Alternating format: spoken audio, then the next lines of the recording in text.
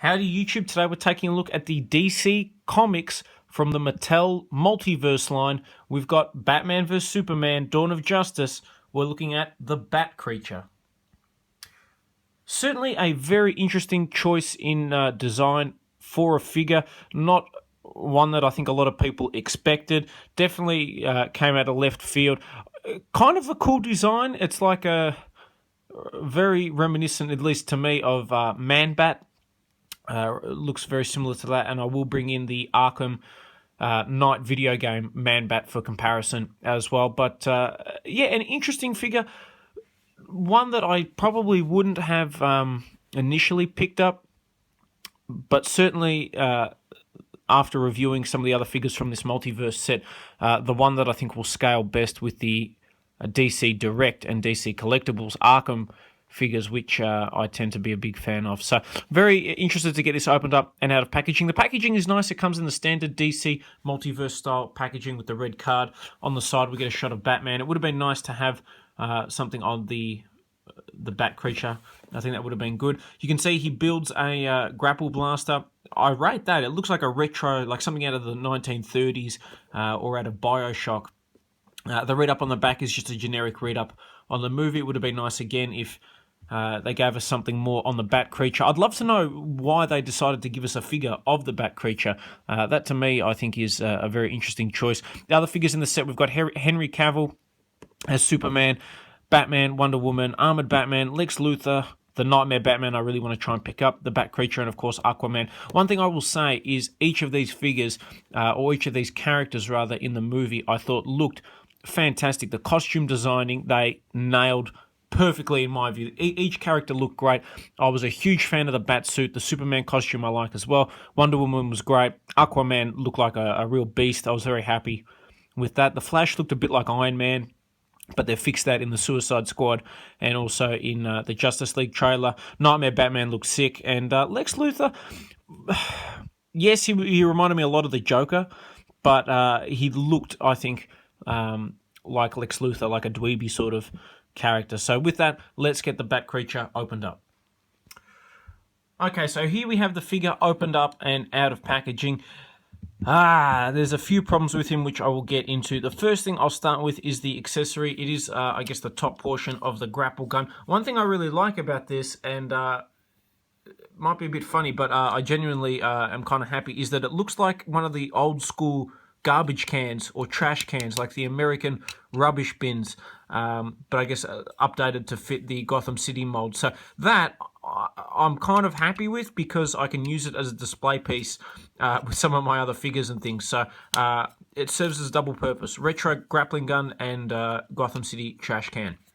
Next, we get to the Man-Bat himself, or the Bat Creature. One thing I think would have been a better idea, that I guess would have justified making this guy into his own figure a little bit more, is rather than having Doomsday in the figure, in the movie, have the Bat Creature, have Lex Luthor make this bat monstrosity, and then you save a whole lot of the convoluted difficulty in explaining all the Krypton stuff and explaining all the spaceship, which we didn't see. How did he know to make the Doomsday monster using Zod's body and all that sort of stuff, which I'm hoping the Ultimate Collection of the Blu-ray explains, but I am a little bit doubtful there.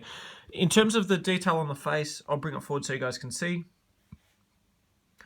I mean, they nailed the detail. It definitely looks like the creature that pops up out of the grave or in the Wayne family tomb.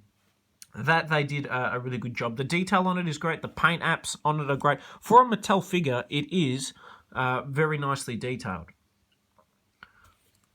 That I will give it.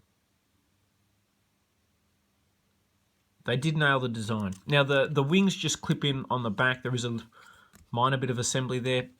Now, we get to some of the bad points about this. Well, first of all, he is posed in this set walking, crouching, standing position.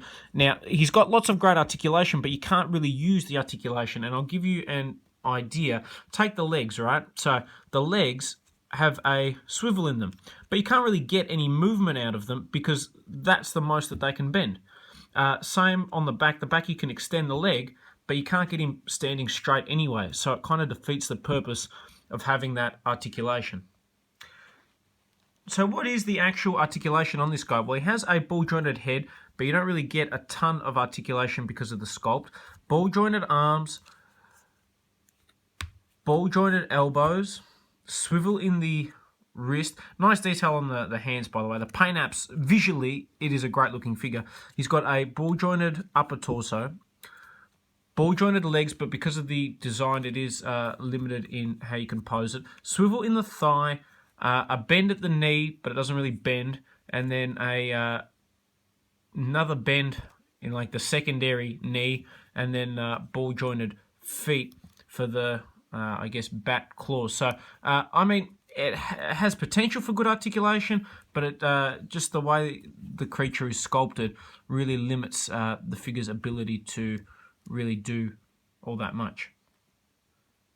Now, just in case you were wondering about the scaling of this figure, you can see it is actually substantially shorter than some of the Arkham Knight figures, in particular the Arkham Knight Man-Bat, which is probably the closest figure in terms of like a bat-based monstrosity that you'll get to this thing. I will bring in the Multiverse Batman. You can see scaling. He's actually just as tall as Batman, but that is because of the design of the legs and so forth. This was not a bad figure. Not a bad figure. Not a great figure, but certainly it did the job. Again, if you want better quality and things like that, you're better off waiting for the DC Collectibles versions of the Dawn of Justice figures. For what it is, it's not bad. It's not awful. But does it justify the $30 to $40 price tag? Personally, I don't think so. I don't think it's worth quite that much. Can you get some value out of it? Yeah, if you're a fan of the movie, then it does look quite cool. It is something different, I will give it that. The paint apps are really well done. There's some problems with the articulation, which can get a little bit annoying, especially if you're a collector. And also, too, relevance. It was in the movie for a couple of minutes, so it's certainly not a Doomsday. It's not, a dark side, or it's not the bat creature that he fights in the post-apocalyptic scene. It's not the Flash or anything like that. So really it comes down to personal preference. For me personally, I would probably give this a miss. So I hope you guys have enjoyed this review on the DC Multiverse Mattel Dawn of Justice Bat Creature.